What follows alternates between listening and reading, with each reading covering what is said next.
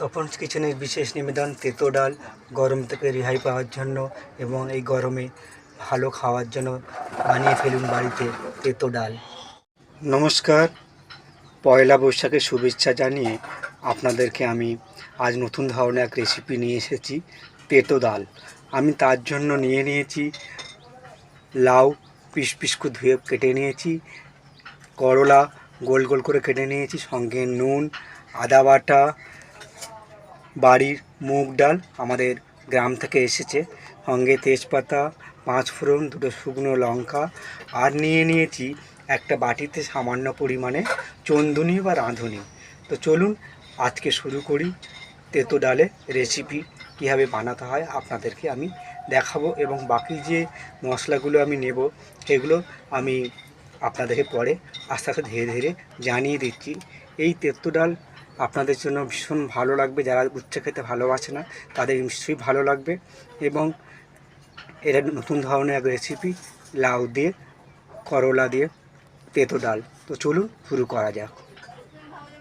একটি পাত্রে আমি করলাগুলো নিয়ে নিয়েছি, এইবার তার মধ্যে নুন ও হলুদ মিশিয়ে নিয়েছি, ভালো করে মাখিয়ে নেব।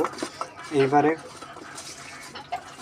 আমি ওভেন ও জেলে দিয়েছি, কড়ার মধ্যে সামান্য পরিমাণে তেল নিয়েছি, এই তেলের মধ্যে উচ্ছেগুলো দিয়ে ভেজে নেব। উচ্ছে বা করলা যে কোনো জিনিস আপনারা ব্যবহার করতে পারেন।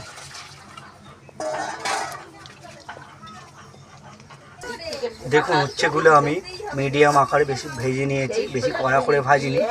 এবার চলুন ডালটা বসিয়ে নিই। একটি পাত্রে সামান্য পরিমাণ চন্দুনি বা রাঁধুনি নিয়েছি, তার মধ্যে জল দিয়ে এটাকে ভিজিয়ে দিচ্ছি, তারপর ছেঁকে নিয়ে এটাকে বেটে নেব। কড়ায় পরিমাণ মতো জল নিয়ে নিয়েছি মুগ ডাল সেদ্ধ করার জন্য, এবং আমাদের যে ঘরোয়া মুগ ডাল সেটা আমি একটা বাটিতে পরিমাণ মতো নিয়ে নিয়েছি এবং এটাকে আমি ভালো করে পরিষ্কার করে ধুয়ে নেব। ডালটা ভালো করে ধুয়ে নিচ্ছি, এবার এটাকে সেদ্ধ করে নেব কিছু সময় দিয়ে। জলে ফুটে এসে গেছে, আমি ওর মধ্যে মুগ ডালটা দিয়ে দিচ্ছি।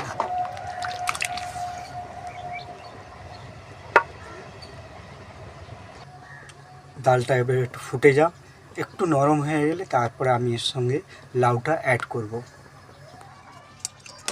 ডালটা অল্প সেদ্ধ হয়ে এসছে, আমি এর মধ্যে এবারে দিয়ে দিচ্ছি লাউগুলো ডালের সঙ্গে সেদ্ধ হয়ে যাবে।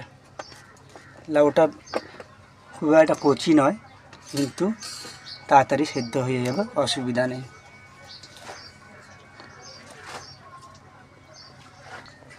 দেখুন ডালটা হচ্ছে, ডাল আর লাউ সব সেদ্ধ হয়ে গিয়েছে। আমি এর মধ্যে এবারে পরিমাণ মতো হলুদ গুঁড়ো আর নুন দিয়ে দেব। দিয়ে দিলাম পরিমাণ মতো হলুদ গুঁড়ো আর দিয়ে দিলাম পরিমাণ মতো নুন। এবার ভালো করে এটা মিশিয়ে নেব। দেখুন ডালটা পুরো ফুটে গেছে, এবার আমি একটি পাত্রে এটাকে নামিয়ে নেব। একটি পাত্রে আমি ডালটা নামিয়ে রাখলাম, এইবারে আমি ফোড়ন দেব। কড়ায় তেল বসিয়ে দিয়েছি, এবার এই তেলের মধ্যে আমি দিয়ে দিচ্ছি 5 ফোড়ন, শুকনো লঙ্কা আর তেজপাতা। সঙ্গে দিয়ে দিচ্ছি আদা ঘষা, আর দিয়ে দেব অন্যান্য মশলাগুলি। আদাটা ভালো করে ভেজে নিই তেলের সাথে।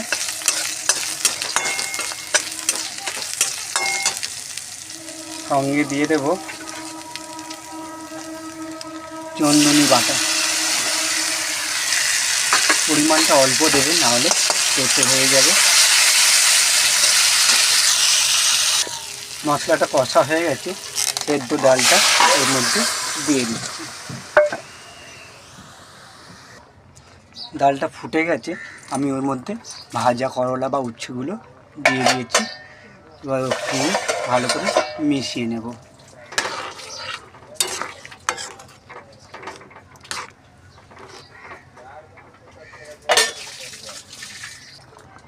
ডালটা আর একটু ফুট ধরেছে, আমি ওর মধ্যে দিয়ে দিচ্ছি পরিমাণ মতো চিনি, আর দিয়ে দেবো নামাবার আগে অল্প পরিমাণে ঘি।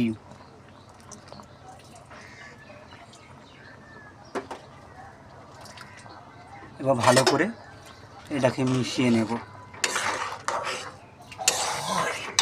রেডি তেতো ডাল আপনাদের জন্য। চলুন আমি এটাকে রিপ্রেজেন্ট করি। দেখুন বানিয়ে নিয়েছি আপনাদের জন্য তেতো ডাল। গরমের সময় বিভিন্ন রকম অসুখ বিসুখ থেকে রেহাই পেতে এবং গরম থেকে রেহাই পেতে, ব্লাড সার্কুলেশন থেকে বিভিন্ন রকম উপকারী গুণ নিয়ে বানিয়ে ফেলেছি আপনাদের জন্য তেতো ডাল। পয়লা বৈশাখে বানিয়ে আপনারা বাড়িতে খেতে পারেন, ভালো লাগবে। যদি আমার এই রেসিপি যদি ভালো লেগে থাকে তাহলে তখন কিচেনে একটা লাইক করে দেবেন। ভালো থাকবেন, সুস্থ থাকবেন, সাবধানে থাকবেন। দেখা হবে নতুন এক ধরনের রেসিপি নিয়ে। ধন্যবাদ।